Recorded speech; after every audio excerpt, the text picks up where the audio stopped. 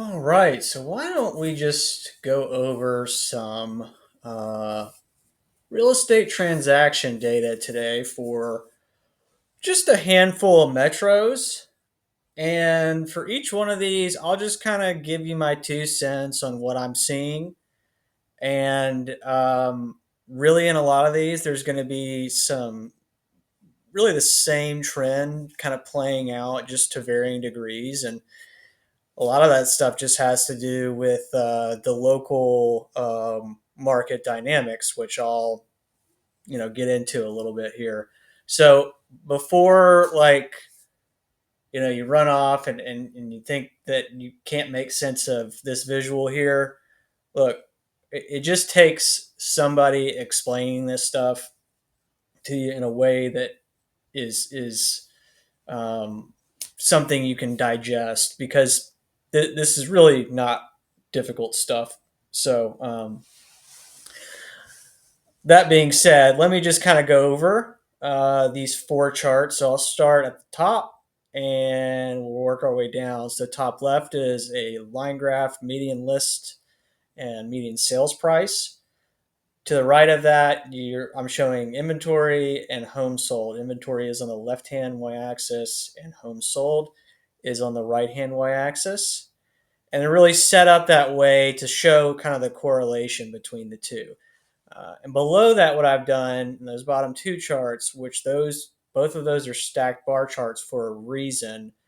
What I'm doing, rather than showing inventory and homes sold as a just aggregate line, as we've done or as I've done in the top right, we're showing really the detail of what rolls up into that inventory number. So in a place like Dallas, single family is really kind of king, and you're going to see that really in like a lot of, I would just say, the Sunbelt markets, but really just across the country, that's the case.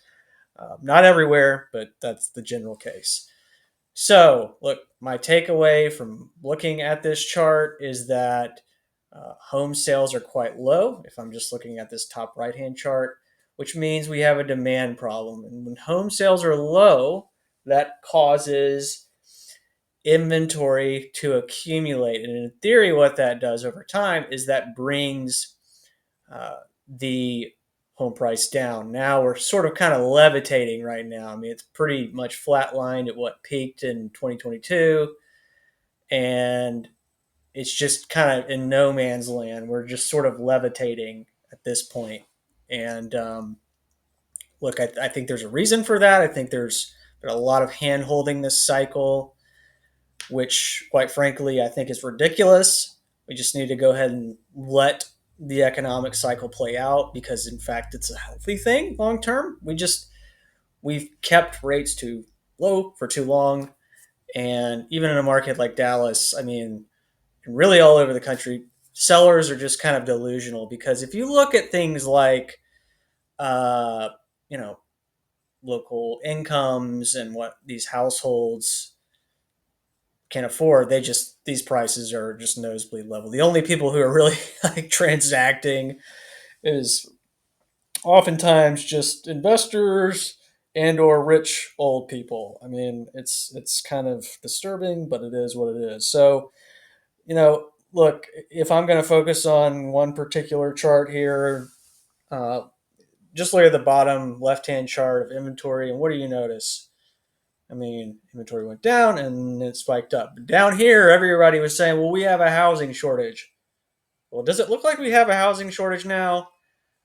I think the answer is pretty self explanatory. So it was really just sort of a temporary allocation issue. And this whole thing is just kind of unwinding.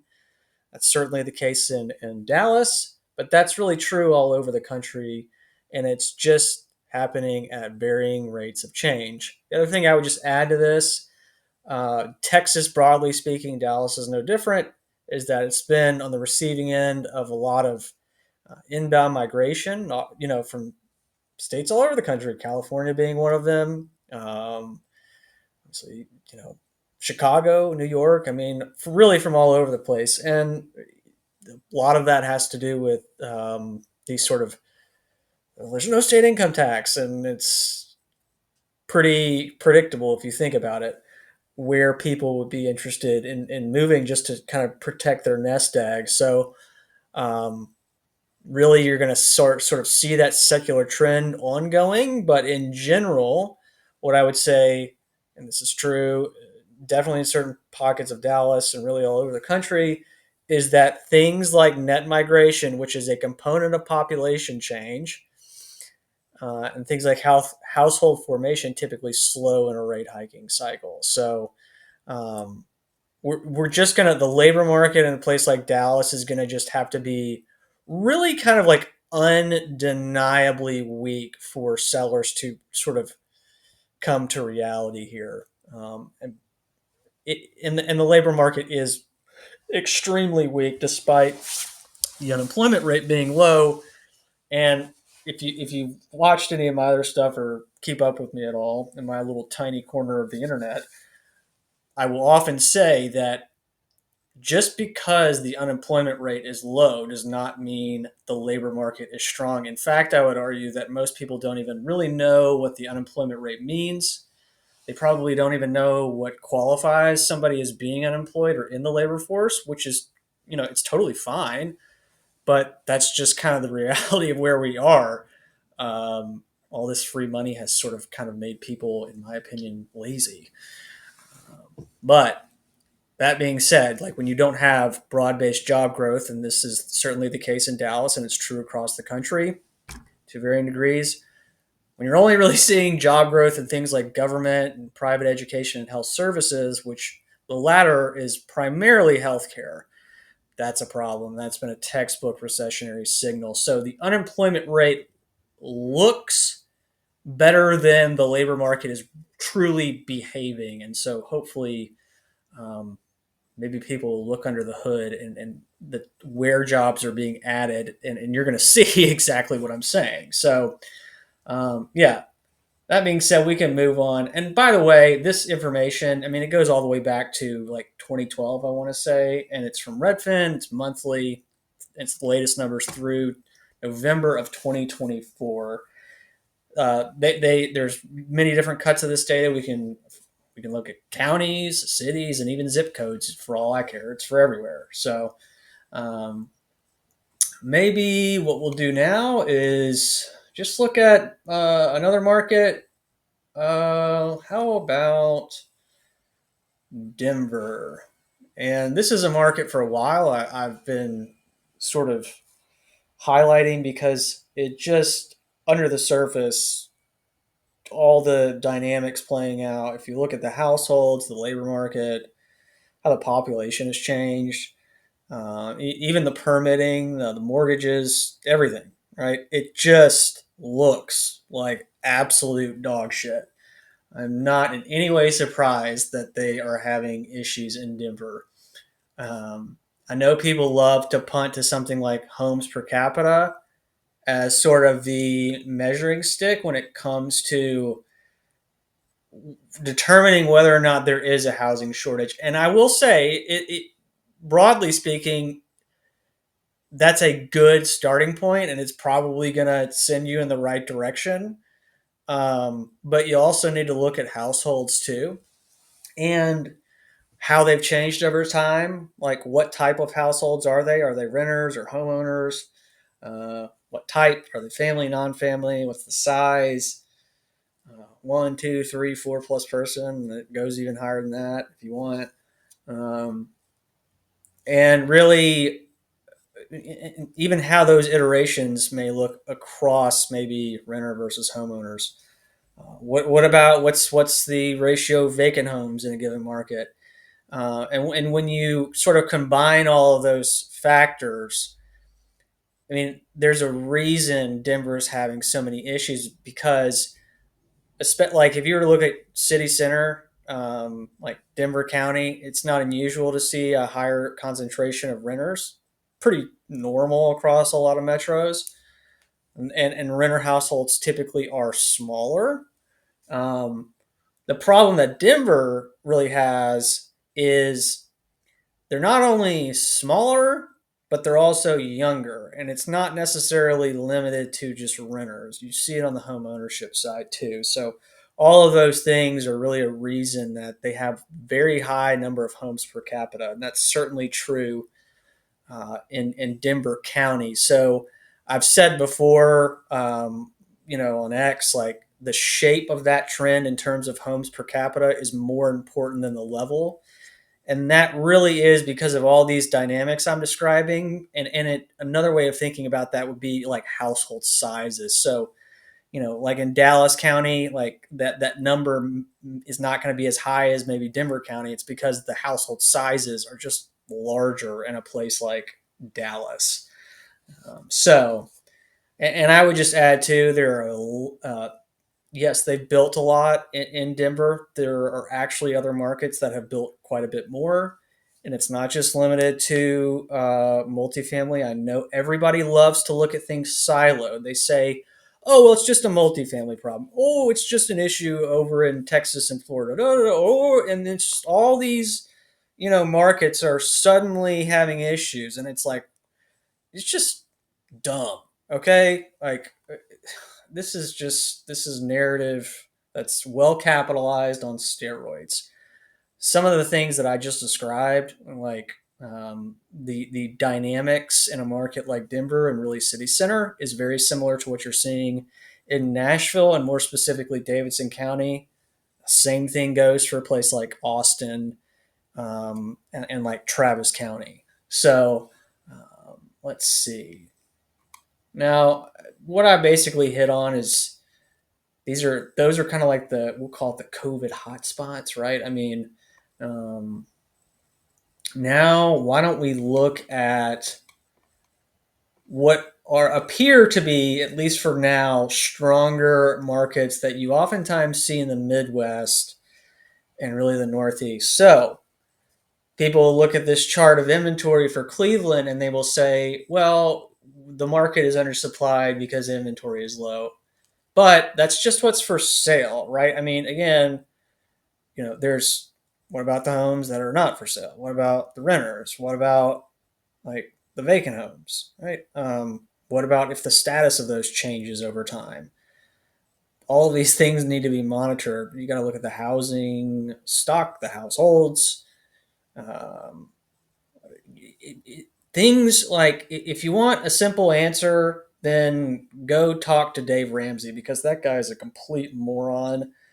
And look, I'm not one to sort of call people out, but that guy really kind of just deserves it because he's straight up misleading people and he has no idea what he's talking about when it comes to housing. He should just stick to credit cards because he's a complete idiot otherwise.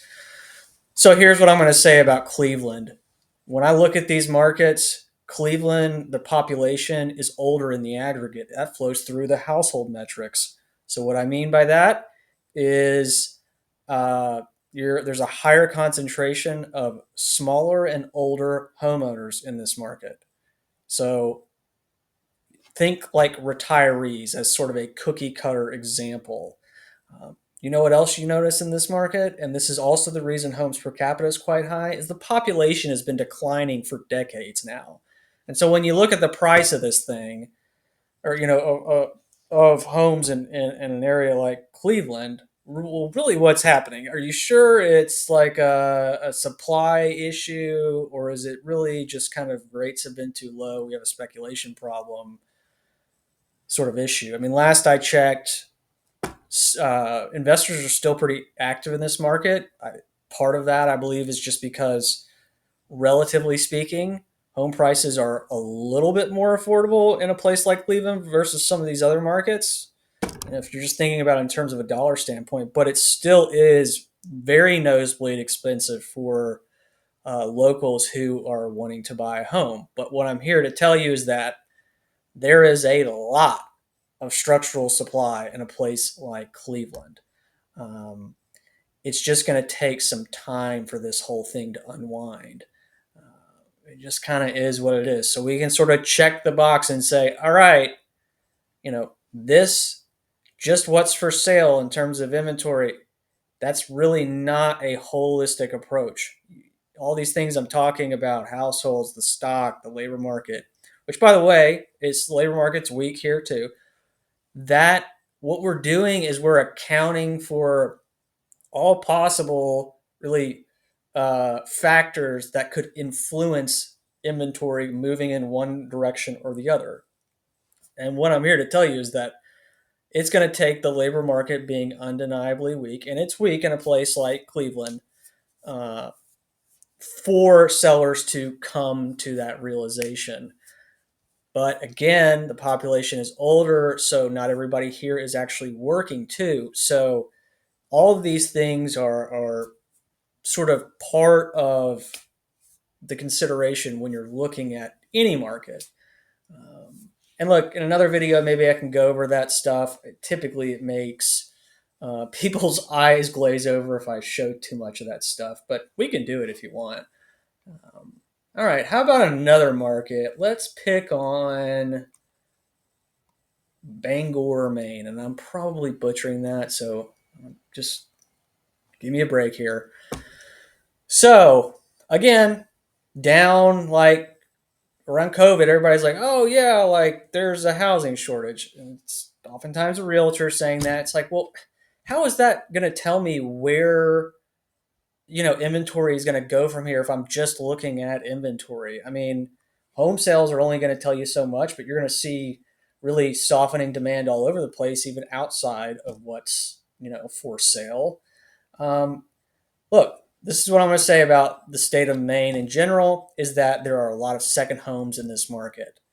When anytime you see a lot of second homes, or a high number, relatively speaking, of vacant homes, uh, compared to the entire housing stock, the chances are there's probably going to be like a lot of second homes and maybe short term rentals in this market. And so if you think about like all the lakes and stuff up in Maine, and what Maine cabin mastas and all that shit, I mean, is it really a surprise? So, um, anyway, we'll just leave it there for now. But the point of going through these markets that have distinctly different dynamics is to just show that, look, when people say, oh, well, not in my market, like you can do a decent scaled analysis and get a ballpark feel as to what is actually occurring across the United States. And like I said, broadly speaking, you're going to see some of these same themes all over the place. So it is really misguided and just complete horseshit when somebody says that there is a housing shortage, because you can go through and you can do the math and you can get a decent feel for it. We have an allocation issue, we have a speculation issue, and then part of what's influencing this is just the fact that uh, there's a demographic component in the fact that our population is much older in the aggregate. Um, you combine that with all of these wonky dynamics playing out in the labor market where things look better than they are, even something like jobless claims being low. And I've ranted on that enough times about why that's not the indicator that it used to be. Even something like JOLTS, same thing. There's just not a housing shortage. We have an allocation issue. So, uh, yeah, I mean, look, again, we can go around the horn. We can look at whatever market you want. I don't really care. This is for everywhere. So, and we can even throw a lot of this stuff on a map too. I know a lot of people love maps. I think they're overused. I mean, I look at them, but and you can layer all sorts of stuff onto those.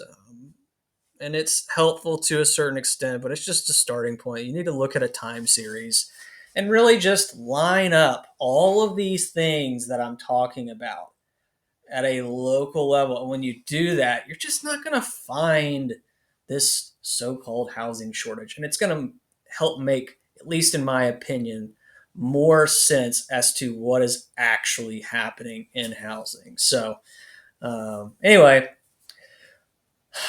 all right. I think that's all I got for now. Have a good one, guys.